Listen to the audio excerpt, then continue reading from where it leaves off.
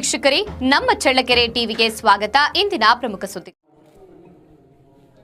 ಗ್ರಾಮ ಪಂಚಾಯಿತಿ ಸದಸ್ಯರು ವೈಯಕ್ತಿಕ ದ್ವೇಷವನ್ನ ಮರೆತು ಗ್ರಾಮಗಳ ಅಭಿವೃದ್ಧಿ ಹಾಗೂ ಅರ್ಹ ಫಲಾನುಭವಿಗಳಿಗೆ ಸೌಲಭ್ಯಗಳನ್ನು ನೀಡುವಂತೆ ಶಾಸಕ ಟಿ ರಘುಮೂರ್ತಿ ಕಿವಿಮಾತು ಹೇಳಿದ್ದಾರೆ.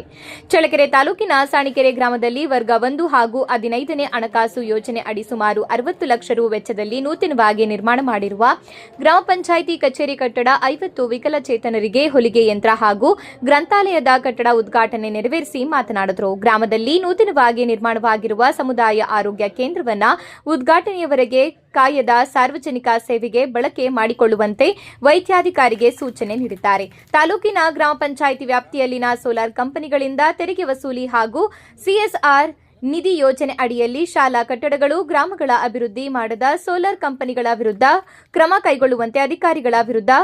ಕೈಗೊಳ್ಳುವಂತೆ ಅಧಿಕಾರಿಗಳಿಗೆ ಸೂಚನೆ ನೀಡಿದ್ದಾರೆ. ಪ್ರಕಾಶ್ ಪ್ಲಾಂಚಾ ಸೇರಿದಂತೆ ಯಾವುದೇ ಕಂಪನಿಗಳು ಸ್ಥಳೀಯ ನಿರುದ್ಯೋಗಿ ಯುವಕರಿಗೆ ಉದ್ಯೋಗ ಕೊಡಬೇಕು. ಗ್ರಾಮ ಪಂಚಾಯಿತಿ ಕಚೇರಿಗೆ ಬರುವ ಸಾರ್ವಜನಿಕರಿಗೆ ಅಲೆದಾಡಿಸದೆ ಕೆಲಸ ಮಾಡಿಕೊಡಬೇಕು. ಕಟ್ಟಕಡೆ ವ್ಯಕ್ತಿಗಳನ್ನು ಗುರುತಿಸಿ ಅರ್ಹರ ಫಲಾನುಭವಿಗಳಿಗೆ ಸರ್ಕಾರದ ಸೌಲಭ್ಯಗಳನ್ನು ನೀಡಬೇಕು ಎಂದು ತಿಳಿಸಿದ್ದಾರೆ. ಗ್ಯಾರಂಟಿ ಸಮಿತಿಯ ಅಧ್ಯಕ್ಷ ಗದಿಗೆ ತಿಪ್ಪೇಸ್ವಾಮಿ, ಜಿಲ್ಲಾ ಪಂಚಾಯಿತಿ ಉಪ ಕಾರ್ಯದರ್ಶಿ ಡಾ ರಂಗಸ್ವಾಮಿ, ತಾಲೂಕು ಪಂಚಾಯಿತಿ ಇಒ ಶಶಿಧರ್, ಪಿಡಿಒ ದೇವರಾಜ್ ಮಾತನಾಡಿದರು. ಕಾರ್ಯಕ್ರಮದಲ್ಲಿ ಗ್ರಾಮ ಪಂಚಾಯಿತಿ ಅಧ್ಯಕ್ಷ ನಾಗರಾಜ್, ಉಪಾಧ್ಯಕ್ಷೆ ಶಶಿಕಲಾ, ಗ್ರಾಮ ಪಂಚಾಯಿತಿ ಸದಸ್ಯರು ತಹಶೀಲ್ದಾರ್ ರೆಹನ್ ಪಾಷಾ, ನಿರ್ಮಿತಿ ಕೇಂದ್ರ ಜೆಇ ಸಿದ್ದೇಶ್, ಪ್ರಕಾಶ್ ಐರನ್ ಪ್ಲಾಂಚಾ ಕಾರ್ಖಾನೆ ಅಧಿಕಾರಿಗಳು, ಗ್ರಾಮಸ್ಥರು ಇತರರು ಹಾಜರಿದ್ದರು. ಬಹುಶಃ ಇನ್ನು ಹೊಸ ಆಸ್ಪತ್ರೆ ಕಟ್ಟಡ ಈಗಾಗಲೇ ಸಿದ್ಧಗೊಂಡು ಸುಮಾರು 5-6 ತಿಂಗಳಾಯಿತು. ಅದನ್ನ ನಾವು ಉದ್ಘಾಟನೆ ಮಾಡಬೇಕು. ಈಗಾಗಲೇ ನಾನು ಹೇಳ್ಬಿಟ್ಟಿದ್ದೀನಿ, ಯಾಕಂದರೆ ಅದು ಸಾಂಕೇತಿಕವಾಗಿ ಮುಖ್ಯಮಂತ್ರಿಗಳಿಂದ ಉದ್ಘಾಟನೆ ಆಗಬೇಕು. ಹಾಗಾಗಿ ನೀವು ಅದನ್ನು ಉಪಯೋಗಿಸ್ಕೊಳ್ಳೋದಕ್ಕೆ ಯಾವುದೇ ಅಡ್ಡಿ ಆತಂಕ ಇಲ್ಲ, ಅದನ್ನು ಉಪಯೋಗಿಸ್ಕೋಬೋದು. ಹಾಗಾಗಿ ಯಾರನ್ನು ಕೂಡ ಏನಪ್ಪ ಕಟ್ಟಡ ಆಯಿತು ಉಪಯೋಗಕ್ಕೆ ಬರಲಿಲ್ಲ ಅಂತ ಯಾರು ಅನ್ಯತಾ ಭಾವಿಸ್ಬೇಡಿ. ಹಳೆಯ ಕಟ್ಟಡದ ಜೊತೆಗೆ ನಿಮ್ಗೆ ಏನು ಉಪಯೋಗ ಆಗಬೇಕು ಅದನ್ನು ಮಾಡಿ ಸ್ವಲ್ಪ ವ್ಯವಸ್ಥಿತವಾಗಿ ಇಟ್ಕೊಂಡ್ರೆ ಸಾಕು. ಹಾಗಾಗಿ ಅದನ್ನು ಡಾಕ್ಟ್ರು ಹೇಳಿದ್ದಾರೆ, ಎಲ್ಲ ಉಪಯೋಗಿಸ್ಕೊಳ್ಳೋದು ಗೊತ್ತಾಯ್ತಾ. ಹಾಗಾಗಿ ಅದನ್ನು ಅದು ಸ್ವಲ್ಪ ತಡ ಆಗಿದೆ. ನಿಮಗೆಲ್ಲ ಗೊತ್ತಿರುವಂತೆ ಈ ತಾಲೂಕಿನಲ್ಲಿ ಆದಂಥ ಏನು ಕುಡಿಯೋ ನೀರಿನ ಯೋಜನೆ, ನಮ್ಮ ರಂಗಸ್ವಾಮಿ ಹೇಳಿ ತುಂಗಭದ್ರಾ ನೀರಿನ ಯೋಜನೆ ಸುಮಾರು 261 ನಮ್ಮ ಕ್ಷೇತ್ರದಲ್ಲಿರ್ತಕ್ಕಂಥ ಎಲ್ಲ ಗ್ರಾಮಗಳು. ಯಾಕಂದರೆ ಇಲ್ಲಿ ಚಳ್ಳಕೆರೆ ತಾಲೂಕು ತುಂಗಭದ್ರಾ ನೀರಿನ ಯೋಜನೆ 4 ತಾಲೂಕುಗಳಿಗೆ ಸಂಬಂಧಪಟ್ಟ ಯೋಜನೆ. ಅದು ಕೂಡ್ಲಿಗಿ, ಮೊಣಕಾಲ್ಮೂರು, ಚಳ್ಳಕೆರೆ ಮತ್ತು ಪಾವಗಡ 4 ತಾಲೂಕುಗಳ ಜೊತೆಗೆ ನನ್ನ ಕ್ಷೇತ್ರದ ಚಳ್ಳಕೆರೆ ಕ್ಷೇತ್ರದ ಕುರುನೂರು ಹೋಬಳಿಗೂ ಕೂಡ 6 ಪಂಚಾಯತಿಗೂ ಕೂಡ ಒಂದು ವ್ಯವಸ್ಥೆಯನ್ನು ನಾವು ಕಲ್ಪಿಸಿದ್ವಿ. ಈಗಾಗಲೇ ಎಲ್ಲ ಟೆಸ್ಟಿಂಗ್ ಕೂಡ ಆಗಿದೆ. ಬಹುಶಃ ಅದಕ್ಕೋಸ್ಕರ ಇಲ್ಲ ಕೆಲವು ಹಳ್ಳಿಗಳು ಮಾತ್ರ ಟೆಸ್ಟಿಂಗ್ ಆಗಬೇಕು ತುತ್ತೂರು ಹೋಬಳಿನಲ್ಲಿ.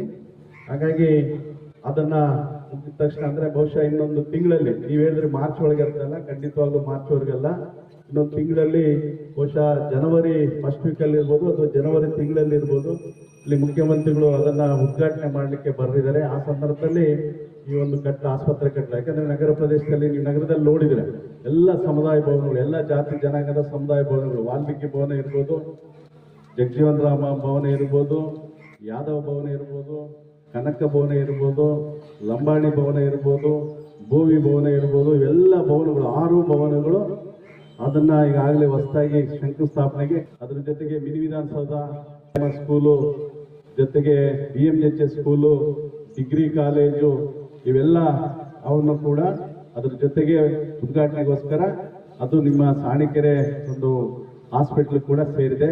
ಅದರ ಜೊತೆಗೆ ಸಾಣಿಕೆರೆನಲ್ಲಿ ಏನು ನಮಗೆ SC ಕಾಲೋನಿನಲ್ಲಿ ಹೋಗೋಂಥ ಒಂದು ವ್ಯವಸ್ಥೆ, ರಸ್ತೆಗೆ ಆ ಚರಂಡಿ ವ್ಯವಸ್ಥೆ ಏನಿದೆ ಅದನ್ನು ಈಗಾಗಲೇ ಮಂಜೂರಾಗಿದೆ, 30 ಲಕ್ಷ ಮಂಜೂರಾಗಿದೆ. ಹಾಗೆ ಈಗಾಗಲೇ ಫಾರೆಸ್ಟ್ ಡಿಪಾರ್ಟ್ಮೆಂಟರಿಗೆ 6 ಮರ ಕಡಿಬೇಕು, ಅದಕ್ಕೆ ಅಡ್ಡ ಬರ್ತದೆ ಅಂತ ಹೇಳಿದ್ದಾರೆ. ಅದಕ್ಕೆ ಕಾಯ್ತಾ ಇದ್ದಾರೆ. ಅದು ಮಾಡಿದಾಗ ಅದು ಚರಂಡಿ ಕೆಳಗಡೆ ಚರಂಡಿ ಆಗುತ್ತೆ, ಮೇಲೆ ರಸ್ತೆ ಕೂಡ ಆಗೋಂಥ ವ್ಯವಸ್ಥೆ ಆಗಿದೆ.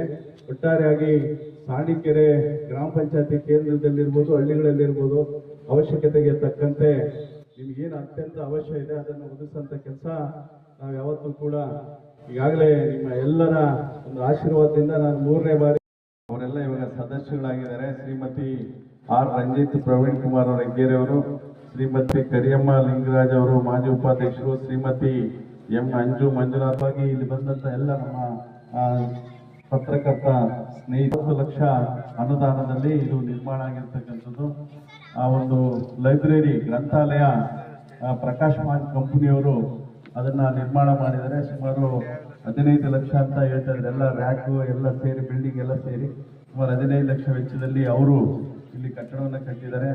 ಆ ಕಟ್ಟಡವನ್ನು ಕಟ್ಟಿದಂಥ ಪ್ರಕಾಶ್ ಮಾನ್ ಕಂಪನಿಯವರಿಗೆ ನಾವು ಈ ಸಂದರ್ಭದಲ್ಲಿ ಅಭಿನಂದನೆಗಳನ್ನು ಸಲ್ಲಿಸ್ತೀವಿ, ಧನ್ಯವಾದಗಳನ್ನು ಹೇಳ್ತೀವಿ. ಜೊತೆಗೆ ಈ ಕಟ್ಟಡ ಏನಿದೆ ಬಹುಶಃ ಈಗಾಗಲೇ ಹೇಳಿದಂತೆ 7 ತಿಂಗಳ ಅವಧಿಯಲ್ಲಿ ಈ ಕಟ್ಟಡ ನಿರ್ಮಾಣ ಆಗಿದೆ. ಈಗಾಗಲೇ ಮಾತನಾಡಿದಂಥ ನಮ್ಮ ಎಕ್ಸಿಕ್ಯೂಟಿವ್ ಆಫೀಸರ್ ಇರ್ಬೋದು, ಜೊತೆಗೆ ನಮ್ಮ ಗ್ಯಾರಂಟಿ ಸಮಿತಿಗಳ ಅಧ್ಯಕ್ಷರು ತಿಪ್ಪೇಸ್ವಾಮಿ ಅವರು, ಜೊತೆಗೆ ಎಲ್ಲ ಮಾತನಾಡಿದಂಥವರೆಲ್ಲ ಹೇಳಿದಂತೆ ಕಟ್ಟಡ ಬಹಳಷ್ಟು ಅತ್ಯಂತ ಅವಶ್ಯಕದ ಆದಂಥ ಒಂದು ಕಟ್ಟಡ. ಯಾಕಂದರೆ ಗ್ರಾಮ ಪಂಚಾಯತಿಯಲ್ಲಿ ಕಟ್ಟಡ ಇರಬೇಕು. ಯಾವುದೇ ಒಂದು ಸಂದರ್ಭದಲ್ಲಿ ನಾವು ಕಾರ್ಯನಿರ್ವಹಣೆ ಮಾಡಬೇಕಂದ್ರೆ ನಮಗೆ ಕುತ್ಕೊಳ್ಳಿಕ್ಕೆ, ನಮಗೆ ಮನೆ ಯಾವ ರೀತಿಯಾಗಿ ನಾವು ಮನೆಯಲ್ಲಿ ಬಯಸ್ತೀವಿ ಒಂದು ಜೀವನ ಮಾಡಲಿಕ್ಕೆ, ಅದೇ ರೀತಿಯಾಗಿ ನಮ್ಮ ಗ್ರಾಮ ಪಂಚಾಯತಿ ವ್ಯಾಪ್ತಿನಲ್ಲಿ ಸಾರ್ವಜನಿಕರಿಗೆ ಬೇಕಾದಂಥ ಮೂಲಭೂತ ವ್ಯವಸ್ಥೆಗಳನ್ನು ಕಟ್ಟಲಿಕ್ಕೆ ಅತ್ಯಂತ ಅವಶ್ಯವಾದ ಕಟ್ಟಡ ಗ್ರಾಮ ಪಂಚಾಯತಿ ಕಟ್ಟಡ. ಬಹುಶಃ ಹಳೆ ಕಟ್ಟಡ ಇತ್ತು, ಇವತ್ತು ಈ ಒಂದು ಸಾಣಿಕೆರೆ ಗ್ರಾಮದಲ್ಲಿ ಈ ಪಂಚಾಯತಿ ಕೇಂದ್ರದಲ್ಲಿ ಇವತ್ತು ಹೊಸ ಕಟ್ಟಡ ಆಗಿದೆ. ಹಾಗಾಗಿ ಆ ಹೊಸ ಕಟ್ಟಡ ಕಟ್ಟಲಿಕ್ಕೆ ಸಹಕರಿಸಿದಂಥವರು ಬಹುಶಃ ನಮ್ಮ ಈಗಿನ 20 ಜನ ಸದಸ್ಯರಿಗೂ ಕೀರ್ತಿ ಸಲ್ಲಿಸ್ತೀವಿ. ಹಾಗೆ ರಾಜಕೀಯ, ಯಾಕೆಂದರೆ ಕೆಲವು ಕಡೆ ಗ್ರಾಮ ಪಂಚಾಯತಿ ಕಟ್ಟಡ ಯಾವತ್ತೂ ಕೂಡ ಸಹಕಾರ ಮನೋಭಾವದಿಂದ ಇದ್ದಾಗ ಮಾತ್ರ ಇಂಥ ಕಟ್ಟಡ ಬರಲಿಕ್ಕೆ ಸಾಧ್ಯ ಆಗ್ತದೆ. ಯಾಕಂದರೆ ಅದರಲ್ಲೇ ಅದು ಏನು ನಮ್ಮ ಗ್ರಾಮ ಪಂಚಾಯತಿ ವ್ಯಾಪ್ತಿನಲ್ಲಿ ರಾಜಕಾರಣ ಇಲ್ಲ ಅದನ್ನು ಕೂಡ ಬೇರೆ ರೀತಿಯ ಒಂದು ವ್ಯವಸ್ಥೆಗಳು ಬೇರೆ ಬೇರೆ ಪಂಚಾಯತಿಗಳಲ್ಲಿ ಕೆಲವು ಕಡೆ, ಎಲ್ಲ ಕಡೆ ಅಲ್ಲ, ಕೆಲವು ಕಡೆ ಕಾಣ್ತೀವಿ. ಆದರೆ ಇಲ್ಲಿ ಎಲ್ಲರ ಸಹಕಾರದೊಂದಿಗೆ ಈ ಗ್ರಾಮದ ಹಿರಿಯರ ಮುಖಂಡರ ಒಂದು ಸಲಹೆ ಸೂಚನೆ ಇರ್ಬೋದು, ಒಟ್ಟಾರೆಯಾಗಿ ಒಂದು ಒಳ್ಳೆಯ ಕಟ್ಟಡ ಆಗಿದೆ. ಅದಕ್ಕೆ ಮತ್ತೆ ಕಾರಣಕರ್ತರು ಈಗಿನ ಗ್ರಾಮ ಪಂಚಾಯತಿಯ ಅಧ್ಯಕ್ಷರುಗಳು, ಸದಸ್ಯರುಗಳು, ಮಾಜಿ ಅಧ್ಯಕ್ಷರುಗಳು ಎಲ್ಲರೂ ಇದ್ದಾರೆ. ಮತ್ತೆ ಅದಕ್ಕೆ ಸಹಕರಿಸಿದಂಥ ಎಲ್ಲ ವ್ಯಾಪ್ತಿಯ ಮುಖಂಡರು ಇರ್ಬೋದು. ಹಾಗಾಗಿ ಮೊಳಕಾಲ್ಮೂರು ಚಳ್ಳಕೆರೆ ಅಂತಂದ್ರೆ ಬಿಡಪ್ಪ ಅಲ್ಲೇನಿದೆ, ಬೆಂಗಾಡು ಏನೂ ಇಲ್ಲ ಅಂತೇಳಿ ಯಾವ ಅಧಿಕಾರಿಗಳು ಕೂಡ ಇಲ್ಲಿ ಬರೋದಕ್ಕೆ ಮನಸ್ಸು ಮಾಡ್ತಿದ್ದಿಲ್ಲ. ಅಂತ ಒಂದು ಪರಿಸ್ಥಿತಿ ಇತ್ತು. ಆದರೆ ಇವತ್ತು ಪರಿಸ್ಥಿತಿ ಆಗಿಲ್ಲ. ಏನು ವೇದಾವತಿ ನದಿ ಚಳ್ಳಕೆರೆಯಲ್ಲಿ ಹರಿದು ಹೋಗುತ್ತೆ, ಆ ವೇದಾವತಿ ನದಿಗೆ ಅಡ್ಡಲಾಗಿ ಸುಮಾರು ಚೆಕ್ ಡ್ಯಾಮ್ಗಳನ್ನು ನಿರ್ಮಾಣ ಮಾಡಿರೋದ್ರಿಂದ ಅಂತರ್ಜಲ ಅಭಿವೃದ್ಧಿ ಆಗಿದೆ. ಅಂತರ್ಜಲ ಅಭಿವೃದ್ಧಿ ಆಗಿರೋದ್ರಿಂದ ತಾವು ನೋಡ್ಬೋದು, ಯಾವುದೇ ಮಲೆನಾಡಿನಲ್ಲಿ ಬೆಳೆದಕ್ಕಂಥ ಬೆಳೆಗಳು ಕೂಡ ಇಲ್ಲಿ ಕಾಣ್ತಾ ಇದ್ದಾವೆ. ಆ ನದಿ ತೀರದಲ್ಲಿ ತಾವೆಲ್ಲ ಹೋಗಿ ನೋಡಿದ್ರೆ ಅಡಿಕೆ ಇದೆ, ಬಾಳೆ ಇದೆ, ದಾಳಿಂಬೆ ಇದೆ, ಹೀಗೆ ತೋಟಗಾರಿಕಾ ಬೆಳೆಗಳು ಕೂಡ ಇಲ್ಲಿ ಅಭಿವೃದ್ಧಿ ಆಗೋದಕ್ಕೆ ಕಾರಣ ಇದ್ದಾರೆ. ಹಿಂಗೆ ದೂರದೃಷ್ಟಿಯನ್ನು ಇಟ್ಟುಕೊಂಡು ತಾಲೂಕಿನಲ್ಲಿ ಏನೆಲ್ಲ ಅಭಿವೃದ್ಧಿ ಆಗಬೇಕು ಅಂತೇಳಿ ಒಂದು ಚಿಂತನೆಯಿಂದ ಇಡೀ ಸಮಗ್ರ ತಾಲೂಕನ್ನು ಅಭಿವೃದ್ಧಿ ಪಡಿಸಬೇಕು ಒಂದು ಮಹದಾಸೆಯಿಂದ ನಮ್ಮ ಸಾಹೇಬರು ಮುನ್ನಡೆತಿದ್ದಾರೆ. ಅಂತ ನಾಯಕರನ್ನ ನಾವೆಲ್ಲ ಪಡೆದಿರೋದು ಧನ್ಯರು ಅಂತೇಳಿ ಭಾವಿಸ್ತಾ, ನನಗೆ ಪ್ರಾಸ್ತಾವಿಕವಾಗಿ ಮಾತನಾಡೋದಕ್ಕೆ ಅವಕಾಶ ಮಾಡಿಕೊಟ್ಟಂತ ಈ ಸಾಣಿಕೆರೆ ಗ್ರಾಮ ಪಂಚಾಯಿತಿಯ ನೂತನವನ್ನ ಕಟ್ಟಡ ನಿರ್ಮಿಸಬೇಕು ಅಂತೇಳಿ ಮೊನ್ನೆ ಶಾಸಕರ ಒಂದು ಅಧ್ಯಕ್ಷತೆಯಲ್ಲಿ ಇಲ್ಲಿ ಭೂಮಿ ಪೂಜೆಯನ್ನ ಮಾಡಿದ್ವಿ. 7 ತಿಂಗಳ ಅವಧಿಯಲ್ಲಿನೇ ಒಂದು ಸುಸಜ್ಜಿತವಾದ ಕಟ್ಟಡ ನಿರ್ಮಾಣವಾಗಿರ್ತಕ್ಕಂಥದ್ದು ನಿಮ್ಮೆಲ್ಲರ ಹೆಮ್ಮೆ ಅಂತಾನೆ ಹೇಳಬೇಕು. ಇದಕ್ಕೆ ಕಾರಣಭೂತರಾದ ಮೊನ್ನೆ ಶಾಸಕರು ಕೂಡ ಪ್ರತಿನಿತ್ಯ ಈ ಒಂದು ಎಲ್ಲಿದೆ ಕಟ್ಟಡ, ಯಾವ ಹಂತದಲ್ಲಿದೆ ಅಂತೇಳಿ ಸಂಬಂಧಪಟ್ಟ ವಿಜ್ಞಾನ ನಗರಿ ಅಂತಾನೆ ಈ ತಾಲೂಕಿಗೆ ಹೆಸರು ಬಂದಿದೆ.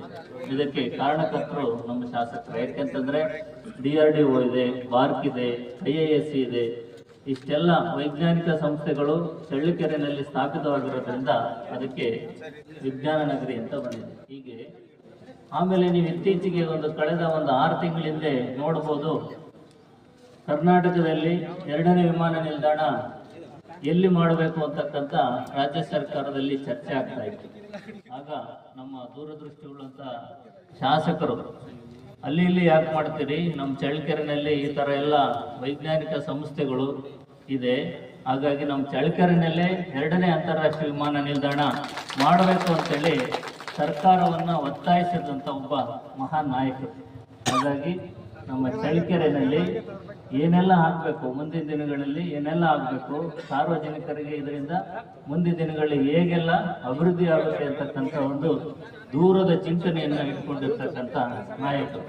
ಹಾಗೆಯೇ ನೋಡ್ಬೋದು ತಾವು, ಕಳೆದ ಒಂದು 10-15 ವರ್ಷ ಹಿಂದೆ ಹೋದರೆ ಚಳ್ಳಕೆರೆ ಒಂದು